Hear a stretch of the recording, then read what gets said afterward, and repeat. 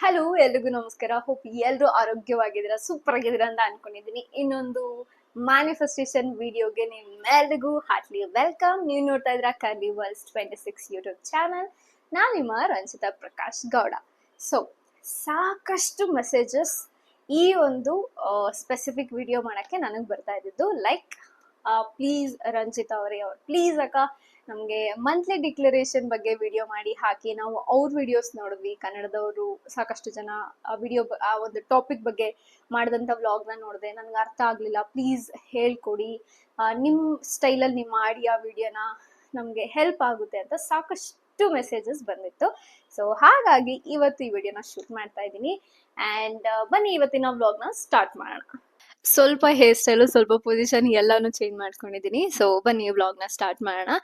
So monthly declaration already ನನ್ನ ತಮ್ಮನೆಲ್ಲ ನೀವು ನೋಡಿರೋ ಹಾಗೆ, ಮಂತ್ಲಿ ಡಿಕ್ಲರೇಷನ್ ಅಂದರೆ ಏನು, ಮ್ಯಾನಿಫೆಸ್ಟೇಷನ್ ಅಂತ ಬಂದಾಗ ನೀವು ಇನ್ ಕೇಸ್ ಯೂಟ್ಯೂಬಲ್ಲಿ ಸರ್ಚ್ ಮಾಡಿದಾಗ ಮಂತ್ಲಿ ಡಿಕ್ಲರೇಷನ್ ಅಂದರೆ ಯಾವುದೋ ಟ್ಯಾಕ್ಸ್ ಫೈಲಿಂಗ್ ಅಂತ ಇನ್ನು ಏನೇನೋ ವಿಚಾರ ಬರುತ್ತೆ. ಬಿಕಾಸ್ ನಾನು ಕೂಡ ಒಂದು ಟೈಮ್ ಆ ಥರ ಚೆಕ್ ಮಾಡಿ ನೋಡಿದಾಗ ನನಗೂ ಕೂಡ ಸಿಕ್ಕಾಬಿಟ್ಟೆ ನಗು ಬಂತು. ಯಾವುದೋ ಮನೆದು ಎಂಟೈರ್ ಮಂತ್ ಏನೇನೆಲ್ಲ ಮಾಡಬೇಕು, ಬಜೆಟ್ ಎಷ್ಟಾಗುತ್ತೆ, ಈ ಥರ ಮಂತ್ಲಿ ಡಿಕ್ಲರೇಷನ್ ಅಂತ ಒಂದು ಸರ್ಚ್ ಮಾಡಿದಾಗ ವಿಡಿಯೋಸ್ ನನಗೆ ಸಜೆಷನ್ ಬಂದಿತ್ತು. ಇವಾಗೂ ನೆನೆಸ್ಕೊಂಡು ಸಿಕ್ಕಾಬಿಟ್ಟೆ ನಗು ಬರುತ್ತೆ. ನನಗೆ ಏನು ಸರ್ಚ್ ಮಾಡ್ಬೇಕಂತ ಸರಿಯಾಗಿ ಐಡಿಯಾ ಇರಲಿಲ್ಲ. ಬಟ್ ನಿಮ್ಗೆ ಆ ತೊಂದರೆ ಇಲ್ಲ, ಬಿಕಾಸ್ ನನ್ನ ವಿಡಿಯೋ ನಿಮಗೆ ಸಿಕ್ಕೇ ಸಿಗುತ್ತೆ ಅಂತ ಅಂದ್ಕೊಂಡಿದ್ದೀನಿ.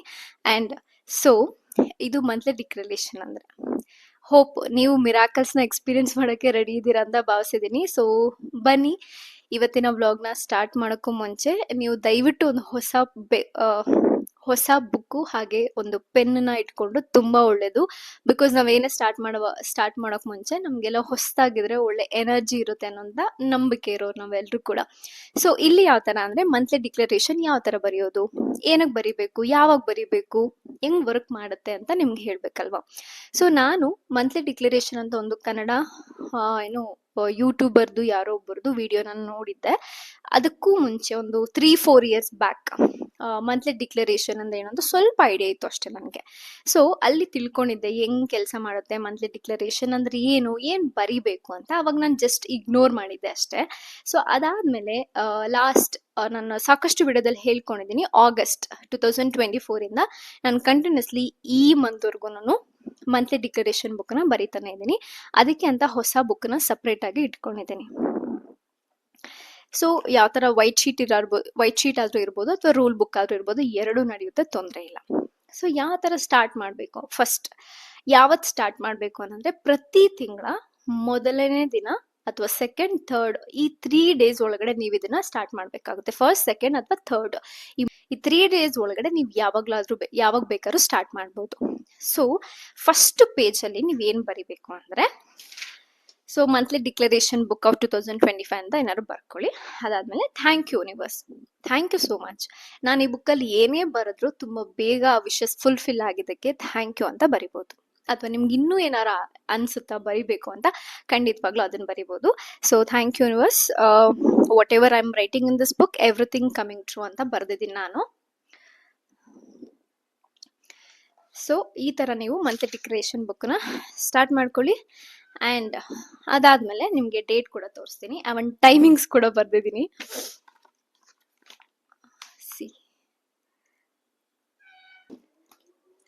ಯಾವ ಥರ ಸ್ಟಾರ್ಟ್ ಮಾಡೋದು ಅಂತ ಯೋಚನೆ ಮಾಡ್ತಿರ್ತೀರಾ. ಕನ್ನಡ ಅಂತ ಯಾವುದೇ ಥರ ಲ್ಯಾಂಗ್ವೇಜಸ್ ನಾನು ಸಾಕಷ್ಟು ವಿಡಿಯೋದಲ್ಲಿ ಹೇಳ್ತೀನಿ, ಲ್ಯಾಂಗ್ವೇಜಸ್ ಪ್ರಾಬ್ಲಮ್ ಇಲ್ಲ, ದಯವಿಟ್ಟು ಕನ್ನಡದಲ್ಲೇ ಬರೀರಿ ಅಥವಾ ದಯವಿಟ್ಟು ಇಂಗ್ಲೀಷಲ್ಲೇ ಬರೀರಿ ಅಥವಾ ದಯವಿಟ್ಟು ಕನ್ನಡ ಇಂಗ್ಲೀಷ್ ಎರಡು ಮಿಕ್ಸ್ ಮಾಡಿ ಕೂಡ ಬರಿಬೋದು. ನಿಮ್ಮ ಕಂಫರ್ಟಬಲ್, ನಿಮಗೆ ಕರೆಕ್ಟಾಗಿ ಬರೆಯೋದು ಗೊತ್ತಾಗಬೇಕು, ಅಷ್ಟೇ ಇಲ್ಲಿ ಮುಖ್ಯ. ಸೊ ಫಸ್ಟ್ ಏನು ಬರೀತೀರಾ ಅಂದರೆ, ನಾನು ಆಗಸ್ಟ್ 2024 ಇಂದ ಸ್ಟಾರ್ಟ್ ಮಾಡಿದ್ದು ಹೇಳ್ದಾಗೆ, ಫಸ್ಟು ಎಕ್ಸಾಂಪಲ್ ಇವತ್ತು ಸ್ಟಾರ್ಟ್ ಮಾಡ್ತಿದ್ದೀರಾ ಅಂತಲೇ ತಗೊಳ್ಳೋಣ, ಓಕೆನಾ. ಇದು ಏಪ್ರಿಲ್ ಮಂತ್ ಅಲ್ವಾ. ಫಸ್ಟು ನೀವೇನು ಬರೀತೀರಾ ಅಂದರೆ, ಹೊಸ ಪೇಜಲ್ಲಿ ಏಪ್ರಿಲ್ ಮಂತು ನಿಮ್ಗೆ ಯಾವ ಥರ ಇತ್ತು, ಎಷ್ಟು ಬ್ಯೂಟಿಫುಲ್ ಆಗಿತ್ತು, ಎಷ್ಟು ಚಾಲೆಂಜಸ್ನ ನೀವೆಲ್ಲ ಫೇಸ್ ಮಾಡಿರ್ಬೋದು, ಅದನ್ನೆಲ್ಲ ಫೇಸ್ ಮಾಡಿ ಆಚೆ ಬಂದು ಎಷ್ಟು ಬೇಗ ಸಕ್ಸಸ್ ಆಗಿರ್ಬೋದು, ಅದ್ರ ಬಗ್ಗೆ ನೀವು ಅದಕ್ಕೆ ಥ್ಯಾಂಕ್ಸ್ ಹೇಳ್ಬೇಕಾಗುತ್ತೆ. ನೀವು ಯಾವ ಥರ ಬರಿಬೋದು ಅಂದರೆ, thank you dear April month, you are super interested, super awesome, and ಸಾಕಷ್ಟು ಸರ್ಪ್ರೈಸಸ್ನ ಕೊಟ್ಟೆ. ನನಗೆ ಅನ್ಎಕ್ಸ್ಪೆಕ್ಟೆಡ್ ಆಗಿ ದುಡ್ಡು ಕೂಡ ಬಂತು ನನಗೆ. ಅಂಡ್ ಒಳ್ಳೆ ಫ್ರೆಂಡ್ಸ್ ಸಿಕ್ಕಿದ್ರು. ನನ್ನ ಸೇಲ್ಸ್ ಟಾರ್ಗೆಟ್ನ ಅಚೀವ್ ಮಾಡಿದೆ. ಸಾಕಷ್ಟು ಲವ್ ಸಿಕ್ತು, ಫ್ರೆಂಡ್ಸಿಂದ ಗಿಫ್ಟ್ಸ್ ಬಂತು ನನಗೆ, ಒಳ್ಳೆ ಕಾಂಪ್ಲಿಮೆಂಟ್ ಸಿಕ್ತು. ಏನು ಬೇಕಾದ್ರೂ ಒಟ್ನಲ್ಲಿ ನಿಮಗೆ ಏಪ್ರಿಲ್ ಮಂತು ಏನೆಲ್ಲ ಕೊಟ್ಟಿದೆ, ಎವ್ರಿಥಿಂಗ್ ಎಲ್ಲದಕ್ಕೂ ಕೂಡ ನೀವು ಥ್ಯಾಂಕ್ ಯು ಏಪ್ರಿಲ್ ಮಂತ್ ಅಂತ ಸ್ಟಾರ್ಟ್ ಮಾಡಿ ಬರಿಬೇಕಾಗುತ್ತೆ ಫಸ್ಟ್ ಪೇಜಲ್ಲಿ.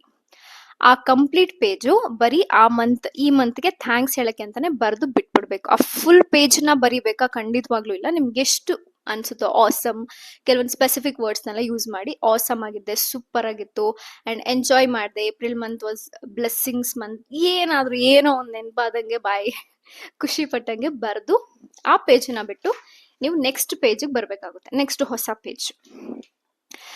ಪೇಜಲ್ಲಿ ನೀವೇನು ಬರಿಬೇಕು?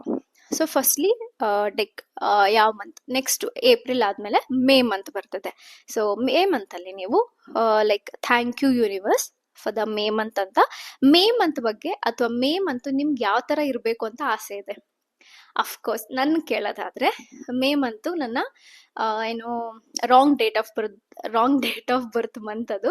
ಬಟ್ ಸ್ಟಿಲ್ ನಂತು ಸ್ಕೂಲಿಂದ ಅದನ್ನೇ ಸೆಲೆಬ್ರೇಟ್ ಮಾಡ್ಕೊಳ್ತಾ ಇರೋ ಕಾರಣ ಅದನ್ನಲ್ಲೇ ಹೇಳಬೇಕಾಗುತ್ತೆ. ಬಿಕಾಸ್ ನನ್ನ ಒರಿಜಿನಲ್ ಡೇಟ್ ಆಫ್ ಬರ್ತ್ ನನಗೆ ಗೊತ್ತಿಲ್ಲ ಆ್ಯಂಡ್ ನನ್ನ ಪೇರೆಂಟ್ಸ್ಗೂ ಗೊತ್ತಿಲ್ಲ. ಬಟ್ ಎಲ್ಲೋ ಒಂದು ಕಡೆ ಹುಡುಕಿದಾಗ ಮನೆ ಕ್ಲೀನ್ ಎಲ್ಲ ಮಾಡ್ಬೇಕಾದ್ರೆ ನಂಗೆ ಸಿಕ್ಕಿತ್ತು. ಬಟ್ ನಾನು ಹೆಂಗೋ ಮಿಸ್ ಮಾಡ್ಕೊಂಡೆ, ನಾನು ಸ್ಟುಪಿಡ್ ಅಂತ ಅನ್ಸುತ್ತೆ ಒಂದೊಂದ್ಸಲ. ಅಕ್ಟೋಬರ್ ಅಂತ ಒಂದು ಮೈಂಡಲ್ಲಿದೆ, ಬಟ್ ಡೇಟ್ ಗೊತ್ತಿಲ್ಲ ಯಾವುದು ಅಂತ. But it's okay. So thank you dear May month. ನನಗೆ ಸಿಕ್ಕಾಪಟ್ಟೆ ಸರ್ಪ್ರೈಸ್ ಆಗಿದ್ದದಕ್ಕೆ, ಜೊತೆಗೆ ನನಗೆ ಸಾಕಷ್ಟು ಗಿಫ್ಟ್ಸ್ ಬಂದಿದ್ದಕ್ಕೆ, ವಿಶಸ್ನ ಕೊಟ್ಟಿದ್ದಕ್ಕೆ, ನನ್ನ ಕೆಲಸದಲ್ಲಿ ಕೂಡ ಸಿಕ್ಕಾಪಟ್ಟೆ ರೆಕಾಗ್ನೇಷನ್ ಕೊಟ್ಟಿದ್ದಕ್ಕೆ, ಸಕ್ಸಸ್ನ ಕೊಟ್ಟಿದ್ದಕ್ಕೆ, ಹ್ಯಾಪಿನೆಸ್ನ ಕೊಟ್ಟಿದ್ದಕ್ಕೆ, ಅನ್ಎಕ್ಸ್ಪೆಕ್ಟೆಡ್ ಮನಿ ಕೊಟ್ಟಿದ್ದಕ್ಕೆ, ಒಳ್ಳೊಳ್ಳೆ ಕ್ಲೈಂಟ್ಸ್ನ ಕೊಟ್ಟಿದ್ದಕ್ಕೆ, ಹೊಸ ಜಾಬ್ ನನಗೆ ಸಿಕ್ಕಿದ್ದಕ್ಕೆ, ಒಳ್ಳೆ ಪೇರೆಂಟ್ಸ್ನ ಕೊಟ್ಟಿರೋದಕ್ಕೆ ಆ್ಯಂಡ್ ಏನು ಬೇಕಾದರೂ ಬರಿಬೋದು ಗೈಸ್ನೆ. ಒಟ್ಟಿನಲ್ಲಿ ನಿಮಗೆ ಮೇ ಮಂತು ಎಷ್ಟು ಚೆನ್ನಾಗಿರಬೇಕು ಅಂತ ಮೊದಲೇ ಡಿಕ್ಲೈರ್ ಮಾಡ್ತಾ ಇದ್ದೀರಾ. ಎಸ್ ಯೂನಿವರ್ಸ್, ನಂಗೆ ಈ ಮಂತ್ ಹಿಂಗೆ ಇರಬೇಕು ಅಂತ ಖುಷಿಯಿಂದ ನಿಮ್ಮ ಬುಕ್ಕಲ್ಲಿ ಬರೀತಾ ಇದ್ದೀರಾ. That is declaration. ಸೊ ಅಂದರೆ ಮುಂಚೆ ನಿಮಗೆ ಒಂದು ಗೊತ್ತಿರುತ್ತಲ್ವಾ, ಮೇ ಮಂತ್ ನಿಮ್ಗೆ ಗೊತ್ತಿರಲ್ಲ ಹೆಂಗಿರುತ್ತೆ ಅಂತ. ಬಟ್ ನೀವು ಡಿಕ್ಲೈರ್ ಮಾಡ್ತಾ ಇದ್ದೀರಾ ಅಂದರೆ ಆ ಮಂತ್ ಹಾಗೆ ಇರುತ್ತೆ. ಚಿಕ್ಕ ಪುಟ್ಟ ವೇರಿಯೇಷನ್ಸ್ ಆಗೇ ಆಗುತ್ತೆ, ಅದು ಎಲ್ಲರ ಲೈಫಲ್ಲೂ ಕಾಮನ್ನು. ಬರ್ದು ಎಕ್ಸಾಕ್ಟ್ಲಿ ಆಗಲ್ಲ ಸಮ್ಟೈಮ್ಸ್, ಬಿಕಾಸ್ ನಮ್ಮ ಎನರ್ಜಿ ಅಲೈನ್ಮೆಂಟ್ ಎಲ್ಲ ಮ್ಯಾಟ್ರ್ ಆಗುತ್ತೆ. ಸೊ ಹಾಗಾಗಿ ಆಲ್ಮೋಸ್ಟ್ 90% ನೀವು ಏನು ಬರ್ದಿದ್ದೀರೋ ಅದೇ ಥರ ಆಗುತ್ತೆ. ಸೊ ಮೇ ಮಂತ್ಗೆ ಥ್ಯಾಂಕ್ಸ್ ಹೇಳೋದನ್ನ ಫಸ್ಟ್ ನಿಮ್ಮ ಮೇ ಮಂತ್ಗೆ ಥ್ಯಾಂಕ್ಸ್ ಅಂತ ಬರೀಲೇಬೇಕು.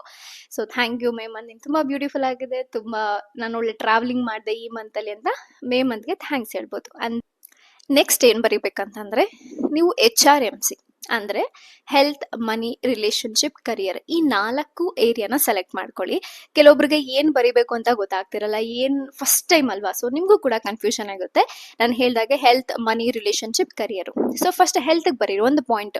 ನಿಮ್ಮ ಹೆಲ್ತ್ ಯಾವ ಥರ ಇರಬೇಕು ಅಂದರೆ, ನನಗೆ ಬೆನ್ನೋವು ಹೋಗಿದೆ, ಹೊಟ್ಟೆ ನೋವು ಹೋಗಿದೆ, ಆ ಥರ ಎಲ್ಲ ಬರೀಕ್ ಹೋಗ್ಬಿಡಿ. ನನ್ನ ದೇಹದಲ್ಲಿರೋ ಎಲ್ಲ ಅಂಗಾಂಗಗಳು ತುಂಬ ಚೆನ್ನಾಗಿ ಆರೋಗ್ಯವಾಗಿ ಕೆಲಸ ಮಾಡ್ತೇವೆ, ನಾನು ತುಂಬ ಆಕ್ಟಿವ್ ಆ್ಯಂಡ್ ಎನರ್ಜೆಟಿಕ್ ಆಗಿ ಓಲ್ಡೇ ಇರ್ತೀನಿ, ಒಳ್ಳೆ ಆರೋಗ್ಯವಾದ ಆಹಾರನ ಸೇವಿಸ್ತಾ ಇದ್ದೀನಿ ಅಂತ ಬರೀರಿ. ಮನಿ ವಿಚಾರಕ್ಕೆ ಬರೋದಾದ್ರೆ, thank you so much universe, ನನಗೆ ಅನ್ಎಕ್ಸ್ಪೆಕ್ಟೆಡ್ ಆಗಿ ದುಡ್ಡು ತುಂಬ ಈಸಿಯಾಗಿ ತುಂಬ ಬೇಗ ಬಂದಿದ್ದಕ್ಕೆ ಥ್ಯಾಂಕ್ ಯು ಸೋ ಮಚ್. ಹಾಗೆ ಏನಂತಾರೆ, ನಿಮಗೆ ಬೋನಸ್ ಸಿಕ್ಕಿರ್ಬೋದು, ಬೋನಸ್ ಸಿಕ್ಕಿದ್ದಕ್ಕೆ ಥ್ಯಾಂಕ್ ಯು. ನನಗೆ ಒಳ್ಳೆ ಹೈಕ್ ಸಿಕ್ಕಿದೆ, ಅದಕ್ಕೂ ಕೂಡ ಥ್ಯಾಂಕ್ ಯು ಅಂತ ಬರಿಬೋದು. ಆ್ಯಂಡ್ ದೆನ್ ನಿಮ್ಮ ಕರಿಯರಿಗೆ ಬರೋದಾದ್ರೆ, ನಾನು ಸಕ್ಸಸ್ಫುಲಿ ನನ್ನ ಕರಿಯರಲ್ಲಿ ಗ್ರೋತ್ ಆಗ್ತಾ ಇದ್ದೀನಿ, ಅಥವಾ ಒಳ್ಳೆ ಜಾಬ್ ನನಗೆ ಸಿಕ್ಕಿದೆ, ನನ್ನ ಕೊಲೀಗ್ಸ್ ಆಗಿರ್ಬೋದು, ನನ್ನ ಮ್ಯಾನೇಜರ್ಸ್ ಆಗಿರ್ಬೋದು ಸಿಕ್ಕಾಪಟ್ಟೆ ಸಪೋರ್ಟಿವ್ ಆಗಿದ್ದಾರೆ, ನಾನು ಕೂಡ ಎಲ್ಲ ಪ್ರಾಜೆಕ್ಟ್ಸ್ನ ಕೂಡ ಆನ್ ಟೈಮ್ಗೆ ಫಿನಿಶ್ ಮಾಡಿ ಕೊಡ್ತಾ ಇದ್ದೀನಿ ಅಂತ ಬರಿಬೋದು. ಒಟ್ಟಿನಲ್ಲಿ ನಿಮ್ಮ ಕೆರಿಯರ್ ಯಾವ ಥರ ಇರಬೇಕು ನಿಮಗೆ, ಸೊ ಅದನ್ನು ನೀವು ನಿಮ್ಮ ಡಿಕ್ಲರೇಷನ್ ಬುಕ್ಕಲ್ಲಿ ಡಿಕ್ಲೈರ್ ಮಾಡಬೇಕಾಗುತ್ತೆ ಅಷ್ಟೇ ಇಲ್ಲಿ. ಆ್ಯಂಡ್ ದೆನ್ ರಿಲೇಷನ್ಶಿಪ್ ಸಿಕ್ಕಾಪಟ್ಟೆ ಇಂಪಾರ್ಟೆಂಟ್. ರಿಲೇಷನ್ಶಿಪ್ ಅಂದರೆ ನಾನು ತುಂಬ ಸಲ ಹೇಳಿರೋ ಹಾಗೆ, ನಿಮ್ಮ ಬರೀ ಪಾರ್ಟ್ನರ್ ಜೊತೆ ಅಂತಲ್ಲ, ನಿಮ್ಮ ಫ್ರೆಂಡ್ಸ್ ಜೊತೆ ಆಗಿರ್ಬೋದು, ನಿಮ್ಮ ನೈಬರ್ಸ್ ಜೊತೆ ಆಗಿರ್ಬೋದು, ನೀವೇನಾದ್ರು ಸ್ಟ್ರೇಂಜರ್ ಜೊತೆ ಎಲ್ಲ ಪಬ್ಲಿಕಲ್ಲಿ ಮಾತಾಡೋರಾಗಿದ್ರೆ ಅವ್ರ ಜೊತೆ ಆಗಿರ್ಬೋದು, ಪ್ರತಿಯೊಬ್ಬರ ಜೊತೆ ಕೂಡ ನಿಮ್ಮ ರಿಲೇಷನ್ಶಿಪ್ ಯಾವ ಥರ ಇರಬೇಕು, ಬೆಸ್ಟ್ ಆಗಿರಬೇಕು, ಒಳ್ಳೆ ಮೆಮೊರೇಬಲ್ ಆಗಿರಬೇಕು, ಒಳ್ಳೆ ಪಾಸಿಟಿವ್ ವೈಬ್ನ ಸ್ಪ್ರೆಡ್ ಮಾಡೋಂಥ ಫ್ರೆಂಡ್ಶಿಪ್ ಸಿಗಬೇಕು ನಿಮಗೆ, ಒಳ್ಳೆ ಪಾರ್ಟ್ನರ್ ವಿಚಾರದಲ್ಲಿ ಆಗಿರ್ಬೋದು. ಆ ಥರ ನಿಮ್ಮ ಪೇರೆಂಟ್ಸ್ ಜೊತೆ ಕೂಡ ಆಗಿರ್ಬೋದು, ನಿಮ್ಗೆ ಯಾವ ಥರ ಇರಬೇಕು ಅಂತ ಹೇಳುತ್ತೆ, ಅದನ್ನು ನೀವು ನಿಮ್ಮ ಬುಕ್ಕಲ್ಲಿ ಬರಿಬೋದು. ಸ್ಟಾರ್ಟಿಂಗ್ ಇದನ್ನು ಇಟ್ಕೊಳ್ಳಿ, HRMC ಅಂತ ಹೇಳ್ತಾರೆ, ನಾನು ಒಂದು ವಿಡಿಯೋಯಿಂದ ಕಲ್ತ್ಕೊಂಡಿರೋದು. ಸೊ ಹೆಲ್ತು, ಮನಿ, ರಿಲೇಷನ್ಶಿಪ್ಪು, ಕರಿಯರು, ಈ 4 ಪಾಯಿಂಟ್ಸ್ನ ಫಸ್ಟು ಕವರ್ ಮಾಡ್ಕೊಂಬಿಡೋಣ. ಸೊ ದಟ್ ನಿಮಗೆ ಗೊತ್ತಾಗುತ್ತೆ. ನಿಮ್ಗೆ ಏನಾದ್ರು ಸ್ಪೆಸಿಫಿಕ್ ಆಗಿ ಏನು ಬರೀಬೇಕು ಅಂತ ಗೊತ್ತಾಗ್ತಿಲ್ಲ ಅಂದರೆ ಇದನ್ನು ಮಾತ್ರ ಕವರ್ ಮಾಡಿ HRMC health, money, career and relationship. Okay, it's clear ಅಂತ ಅನ್ಕೊಂಡಿದ್ದೀನಿ. ನೀವು ಬೇಕಾದ್ರೂ ಬರಿಬೋದು ಗೈಸ್. ನಾನಂತೂ ಆಲ್ಮೋಸ್ಟ್ ಸಮ್ ಮಂತ್ ಯಾವ ಥರ ಇರುತ್ತಂದ್ರೆ ಒಂದು 2-3 ಬರಿತೀನಿ, 2-3 ಪೇಜಸ್ನ ಬರಿತೀನಿ ನಾನಂತೂ. ಸೊ ಇನ್ನೇನು month end like Tuesday 30th ಅಲ್ವಾ, ಸಾರಿ ಟ್ಯೂಸ್ಡೇ 29, ವೆಡ್ನೆಸ್ಡೇ 30th. ಅವತ್ತು ನನಗೆ ಸ್ವಲ್ಪ ಆಚೆ ಹೋಗೋ ಪ್ಲಾನ್ಸ್ ಇದೆ. ಇನ್ ಕೇಸ್ ಆಗಲಿಲ್ಲ ಅಂದರೆ ಅವತ್ತು 29th ಬರಿತೀನಿ, ಇಲ್ಲಾಂದ್ರೆ ಫಸ್ಟಿಗೆ ರಿಟರ್ನ್ ಆಗ್ತೀನಲ್ಲ, ಸೊ ಅವತ್ತು ನೈಟ್ ಎಲ್ಲ ಕುತ್ಕೊಂಡು ಆರಾಮಾಗಿ ನಾನು ಹಿಂದೆ ಅಂದರೆ ಏಪ್ರಿಲ್ ಮಂತಲ್ಲಿ ಏನೆಲ್ಲ ಮಾಡಿದ್ದೆ, ಏನೆಲ್ಲ ಮ್ಯಾನಿಫೆಸ್ಟ್ ಆಗಿತ್ತು ಆಗಿಲ್ಲ ಅಂತ ಹೇಳ್ಬಿಟ್ಟು ಟಿಕ್ ಮಾಡ್ಕೋತೀನಿ. ಅಂದರೆ ಒಂದು ರೆಡ್ ಪೆನ್ ತಗೊಂಡು ಈ ಥರ ಟಿಕ್ ಮಾಡ್ಕೋತೀನಿ. ಅದಾದಮೇಲೆ ಸೊ ನಾನು ಅದನ್ನು ಮತ್ತೆ ನೆಕ್ಸ್ಟ್ ಏನಾರು ಅರ್ಧಂಬರ್ಧಂ ಆಗಿದೆ ಅಂತ ಹೇಳಿದ್ರೆ 50 ಅಂತ ಬರ್ಕೋತೀನಿ ಅದ್ರ ಪಕ್ಕದಲ್ಲೇನೆ. ಸೊ ನೆಕ್ಸ್ಟ್ ಮಂತ್ಗೆ ಏನ್ ಮಾಡ್ಬೇಕು ಅಂತ ಯೋಚನೆ ಮಾಡಿ ನಿಧಾನಕ್ಕೆ ಕುತ್ಕೊಂಡ್ ಬರೀರಿ. ಸೊ ಏನ್ ಡಿಕ್ಲೇರ್ ಮಾಡ್ತಿದ್ದೀರಾ ಅಂತ ಹೇಳ್ಬಿಟ್ಟು ಇಷ್ಟೆಲ್ಲ ಆದ್ಮೇಲೆ ನೆಕ್ಸ್ಟ್ ನೀವೇನ್ ಮಾಡ್ಬೇಕು, ಈ ಬುಕ್ನ ನೆಕ್ಸ್ಟ್ ಮಂತ್ ಬರೋವರೆಗೂ ನೀವು ಓಪನ್ ಮಾಡೋ ಹಾಗೆ ಇಲ್ಲ. ಆ ವಿಷಸ್ ಆಗಿದ್ರು ಪರವಾಗಿಲ್ಲ, ಆಗದೆ ಇದ್ರೂ ಪರವಾಗಿಲ್ಲ, ನೀವು ಆ ಬುಕ್ನ ತೆಗಿಯೋ ಹಾಗೆ ಇಲ್ಲ. ನೆಕ್ಸ್ಟ್ ಮಂತು ಇದೇ ತರ ಫಸ್ಟ್ ಅಥವಾ 30th ನೈಟ್ ಕೂತ್ಕೊಂಡು ನಿಮ್ದು ಎಷ್ಟು ವಿಷಸ್ ಆಗಿದೆ ಆಗಿರೋದನ್ನ ಟಿಕ್ ಮಾಡ್ಕೊಳ್ಳಿ. ಆಗದೆ ಇದ್ರೆ ನೀವು ಏನ್ ಸ್ಟೆಪ್ಸ್ ತಗೋಬೇಕಾಗಿತ್ತು ಅಂತ ಯೋಚನೆ ಮಾಡಿ. ಅಂಡ್ ಫಸ್ಟ್, ಸೆಕೆಂಡ್, ಥರ್ಡ್ ಈ 3 ಡೇಟ್ಸ್ ಒಳಗಡೆ ಕುತ್ಕೊಂಡು ಮತ್ತೆ ನೆಕ್ಸ್ಟ್ ಮಂತ್ಗೆ ಇನ್ನೂ ಬ್ಯೂಟಿಫುಲ್ ಆಗಿರ್ಲಿ ಅಂತ ಹೇಳಿ ನೀವು ಮತ್ತೆ ಯಾವೆಲ್ಲ ವಿಷಸ್ ಇರುತ್ತೋ ಅದನ್ನೆಲ್ಲ ಡಿಕ್ಲೇರ್ ಮಾಡ್ಬೋದು. ಯೂನಿವರ್ಸ್ ನಿಮ್ಗೆ 100% ಕೊಟ್ಟೆ ಕೊಡುತ್ತೆ. ಸೊ ಡಿಕ್ಲರೇಷನ್ ಬುಕ್ ತುಂಬಾ ಚೆನ್ನಾಗಿ ಕೆಲಸ ಮಾಡುತ್ತೆ. ಅಂಡ್ ನಾನು ಆಲ್ರೆಡಿ ಕೆಲವೊಂದು ವಿಚಾರಗಳು ನಿಮ್ಮ ಹತ್ರ ಶೇರ್ ಮಾಡ್ಕೊಂಡಿದ್ದೀನಿ. It works like a magic. So ದಯವಿಟ್ಟು ಈ ಒಂದು ಮ್ಯಾಜಿಕ್ ಡಿಕ್ಲರೇಷನ್ ಬುಕ್ನ ನೀವು ಎವ್ರಿ ಮಂತ್ ಬರಿಬೇಕು, not every day. So confuse ಮಾಡ್ಕೋಬೇಡಿ. ಸೊ ಎವ್ರಿ ಮಂತ್ ಬರಿಬೇಕಾಗುತ್ತೆ. ಅಂಡ್ ಇದರಲ್ಲಿ ಸಾಕಷ್ಟು ಸಕ್ಸಸ್ ಸ್ಟೋರೀಸ್ ಇದೆ ಅಂತ ಅನ್ಕೊಂಡಿದ್ದೀನಿ ನಾನು. ಅಂಡ್ ಕೆಲವೊಂದು ಹೇಳ್ತೀನಿ. ಸೊ ಥ್ಯಾಂಕ್ ಯು ಯೂನಿವರ್ಸ್, ನನಗೊಂದು ಪೇಡ್ ಪ್ರಮೋಷನ್ ಸಿಕ್ಕಿದ್ದಕ್ಕೆ ಸ್ಪೆಸಿಫಿಕ್ ಬ್ರ್ಯಾಂಡ್ ಅಂತ ಬರ್ತಿದ್ದೀನಿ. ಅಮೌಂಟ್ ಕೂಡ ಬರ್ದಿದ್ದೆ 5,000 ರೂಪಿ. ಅಂಡ್ ಇಟ್ಸ್ ಡನ್, ಅದಕ್ಕೆ ಟಿಕ್ ಮಾಡಿದ್ದೀನಿ ನಾನು. Thank you so much universe. ನಂದು ಏನಪ್ಪ, ನನ್ನ ಫ್ರೆಂಡ್ ಮ್ಯಾರೇಜ್ನ ಅಟೆಂಡ್ ಮಾಡಿದೆ ಸಕ್ಸಸ್ಫುಲಿ ಅಂತ ಹೇಳ್ಬಿಟ್ಟು.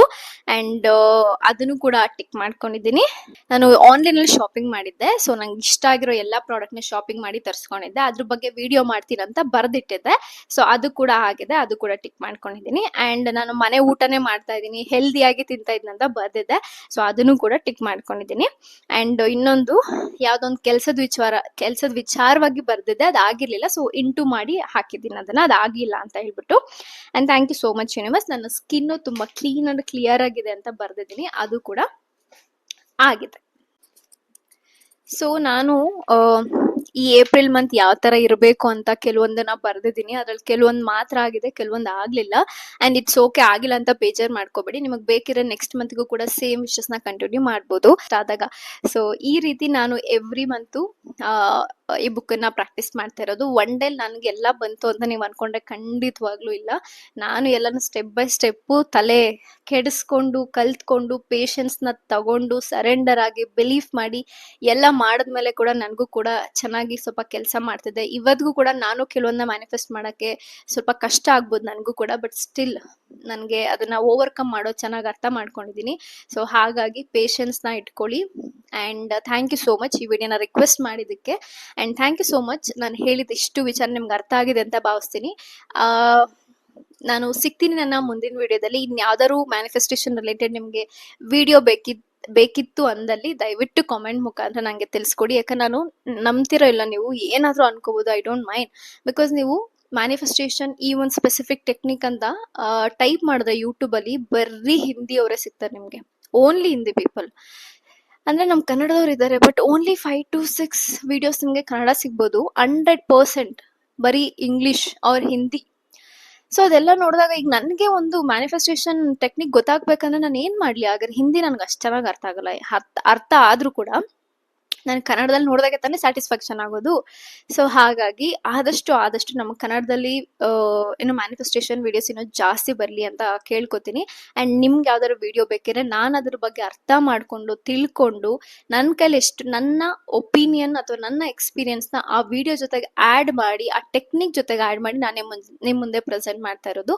ಹೋಪ್ ನಿಮ್ಗೆ ಈ ವಿಡಿಯೋ ಇಷ್ಟ ಆಗಿರ್ಬೋದು. ಈ ವಿಡಿಯೋನ ಫುಲ್ಲಾಗಿ ನೋಡೋದನ್ನ ಮರಿಬೇಡಿ. ಅರ್ಧಂಬರ್ಧಂ ವಿಚಾರನ ದಯವಿಟ್ಟು ತಿಳ್ಕೊಂಡು ಕಾಮೆಂಟ್ನ ಮಾಡೋಕ್ಕೆ ಹೋಗಬೇಡಿ. ಆ್ಯಂಡ್ ಪ್ಲೀಸ್ ಈ ಒಂದು ಮ್ಯಾನಿಫೆಸ್ಟೇಷನ್ ಟೆಕ್ನ ನೀವು ಕೂಡ ಟ್ರೈ ಮಾಡಿ.